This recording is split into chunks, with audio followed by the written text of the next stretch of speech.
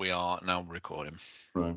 Okay. Good morning, everyone. By means of introduction, my name's Rob Johnson. I'm the Retrofit Consortium Manager, Delivery Manager for West Midlands Combined Authority.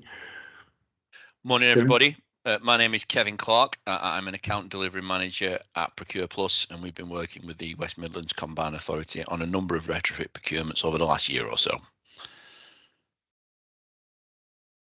Okay, over to you, Rob. Okay. Yeah.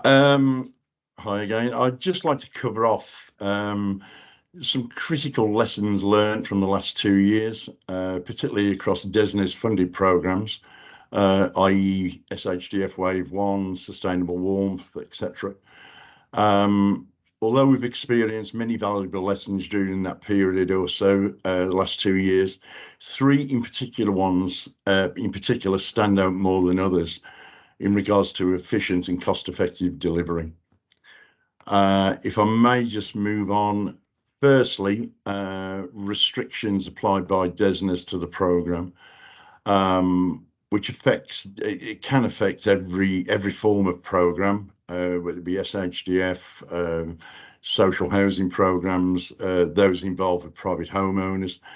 And this relates to timescale for delivery, particularly on SHDF 1, which was initially a 12-month programme, which, taking into account the first 6 months of most programmes, is absorbed by the pre-contract element, i.e. evaluation of housing stock for inclusion within the programme, procurement and engagement, appointment of the project team, tenant and resident liaison. All these are critical to successful delivery. Although we have welcomed the increase with 2-year programmes being applied to SHDF Wave 2.1, in our opinion, this is simply not long enough, and inevitably programmes are extended or grant returned. Secondly, a big issue, particularly on SHDF, surrounds procurement. As the retrofit sector is still a fairly new one, many RPs and local authorities have attempted to utilise their existing frameworks, which is understandable, but the majority of these are based around Tier 1 contractors, who in the main have been utilised or attempts made to utilise them as a one-stop shop. This has in most cases resulted in the following: lack of competitive process and value for money, overpricing of measures due to lack of knowledge in regards to compliance requirements, i.e. PAS, Trustmark standards, etc. The Tier 1 contractor being 100% reliant on the supply chain below them in order to adhere to compliance and requirements, including installers, assessors, coordinators and designers, all of which is critical to successful delivery. All this leads to the RP/local authority paying a significant premium for what is effectively a management contractor role, which has resulted in delays to programme delivery, which may lead to subsequent loss or return of capital in A&A grants.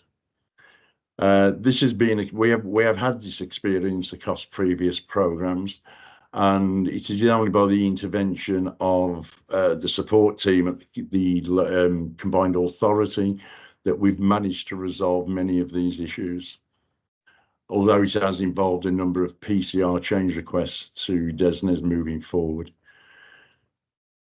In order to achieve an efficient delivery process, both on time and within a realistic budget, the RP/local authorities need to be in control of the process.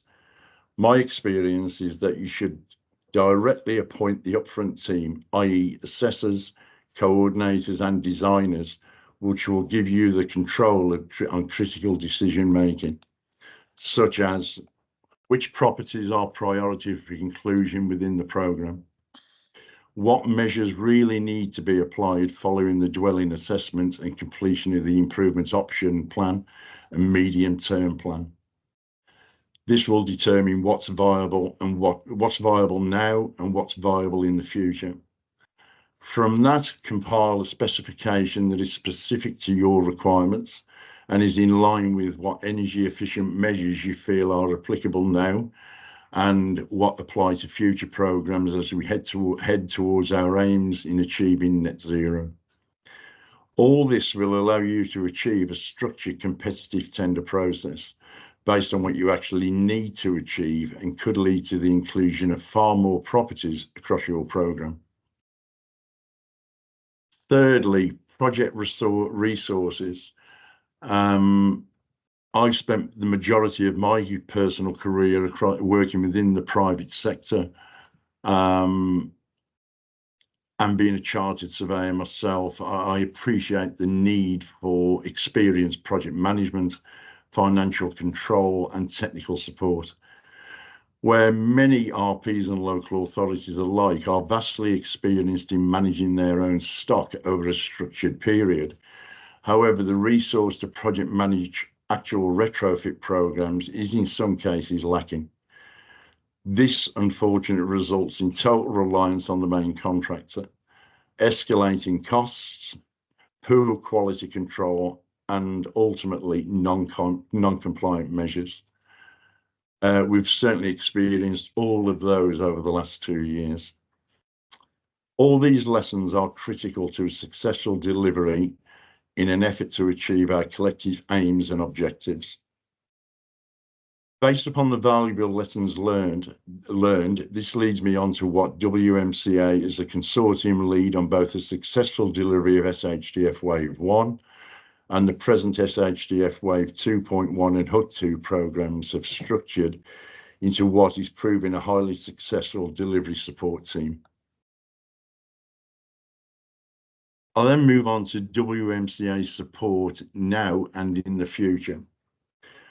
Based initially on the delivery requirements of the SHDF Wave 1 programme and to assist the consortium through the process of delivery, the combined authority continued to invest in its delivery team and the support services we are able to provide to partners moving forward.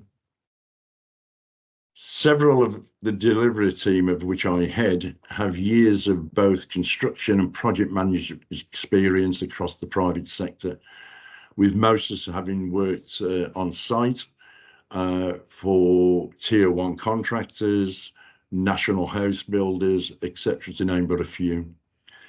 This allows us to cover all aspects such as project management, programming, procurement, contractual advice, forms of contract, JCTs, etc., financial control and monitoring, and full technical support and knowledge of compliancy and installation. This knowledge and experience has allowed us to assist partners in the delivery of successful programs across the West Midlands. We are presently able to provide as a team full technical support in providing retrofit assessments, coordination role, and design, all to pass 2035 compliance. Our technical lead is vastly experienced in a qualified assessor, qualified coordinator, and actually on-site installation experience.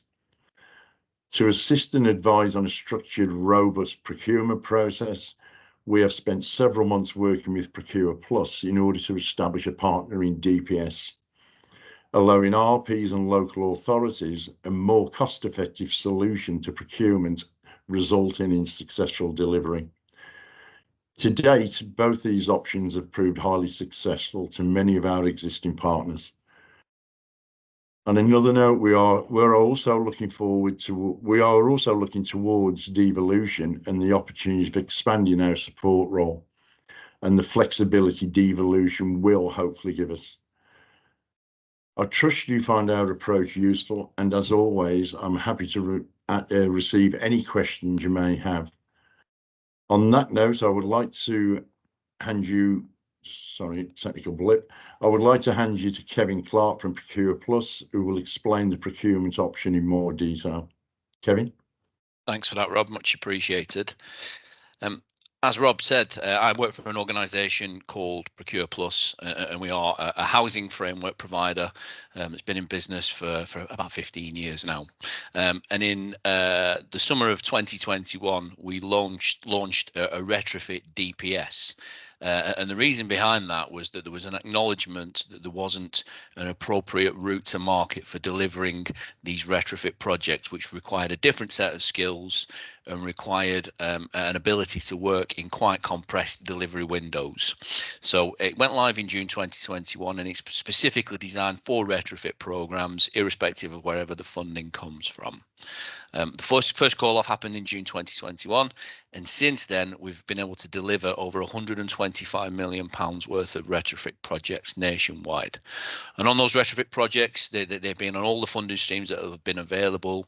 We've got a fantastic measure mix in there. Historically, there's been a criticism that these schemes have been PV or loft insulation schemes, but we've been able to demonstrate a full range of measures that are being installed in properties, and every installation has been backed up by a Procure Plus specification, which is detailed and has the appropriate standards embedded within it. And those specifications are live documents that continue to evolve as the technologies continue to evolve and the funding requirements continue to evolve.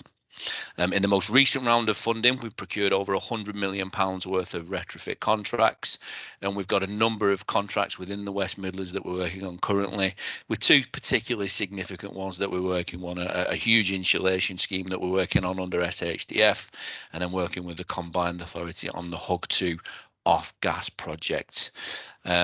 And the idea behind it is that it is designed specifically for this. The thought that we had was that typical procurement outcomes gave you typical procurement routes gave you typical procurement outcomes, and that wasn't what we were looking for. There was an acknowledgement that we needed specialist contractors in order to deliver those, and those people were there in the market. We just needed to go and find them and then provide people with a route to procuring those. We've learned a number of lessons in relation to delivery of these schemes, a lot of overlap in terms of some of the messages that Rob laid out for you earlier, but I'll just go through those. From our perspective, we're always engaging with the market constantly. Because it is a DPS, it's a live list, and organisations are available to join it at any time, and we're constantly speaking to the market to understand who is delivering these works and trying to engage with them. And then also managing the expectations of the market as well. There's been a number of retrofit tenders, and what we don't want is tender fatigue as people go to the market continually. So there's a lot of engagement with the market, letting them know what is coming within the pipeline of works and making sure that we're trying to get the right contractors with the right clients. At the heart of all of this is specialist contractors, as Rob talked about before. Typical social housing contractors, tier one organisations, they absolutely can deliver these schemes. They really, really can. But there are a number of specialist contractors which may be available for your consideration.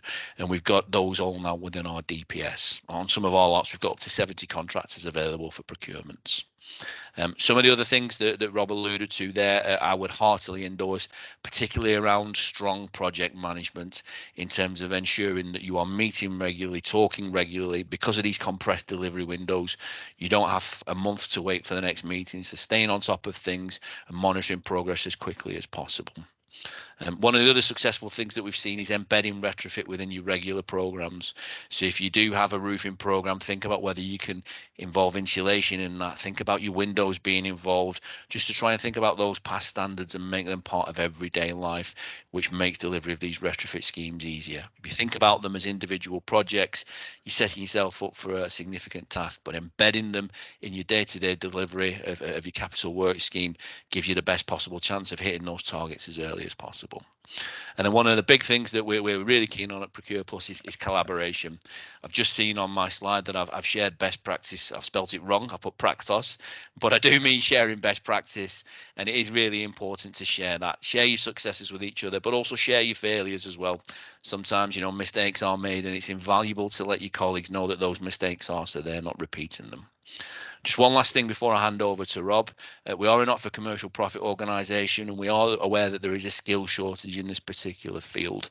We're not pointing at that problem and saying it's yours to solve. We're actively looking to get involved in that.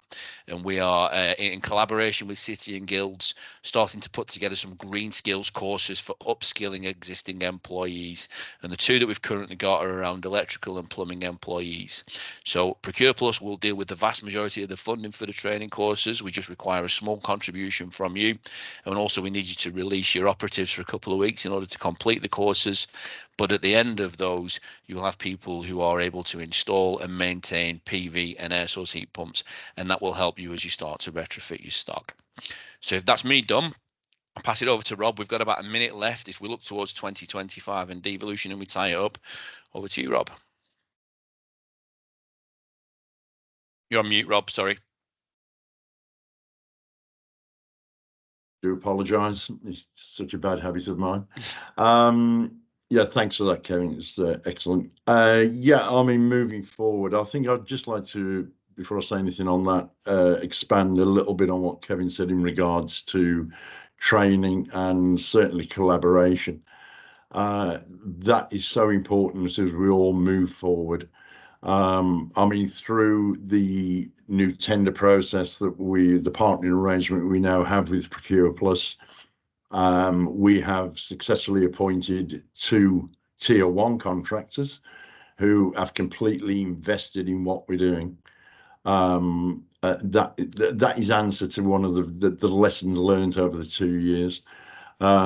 Is so much so one of them was a significant Northwest-based contractor. And as part of our tender process, they bought into the robust tender process. They have actually now opened an office in the West Midlands, along with training opportunities, employment opportunities. So what we're trying to do in a support role is working. As we head towards devolution, I think the future is extremely exciting. I think devolution will give us more flexibility as a region. There's my colleague George Sims will be expanding upon that on one of the presentations over the next couple of days. But I, for one, and my delivery team are certainly looking forward to it. I think it will allow us to move into new sectors and build the team off the back of that. So, Kevin, have you anything else to say really in regards to Procure Plus's view on that? That's it. Yeah, just one last thing. We're really excited about the opportunities within the Midlands. There's a significant amount of work to be done there, and we're really keen to assist wherever we can. The Procure Plus retrofit DPS is available as a procurement route for housing organisations if they want to access that, but also for Midlands contractors as well. If you are interested in learning more about retrofit and how you get access to some of these tenders, please do contact us and we can onboard you onto the DPS and we can ensure that you see any work that comes through that. Other than that, it's just time to say thank you very much and appreciate the invite today, Rob. Thank you. No one. Thank you very much. As always, happy to receive any questions anyone may have. Have a good week. Thank you. Bye.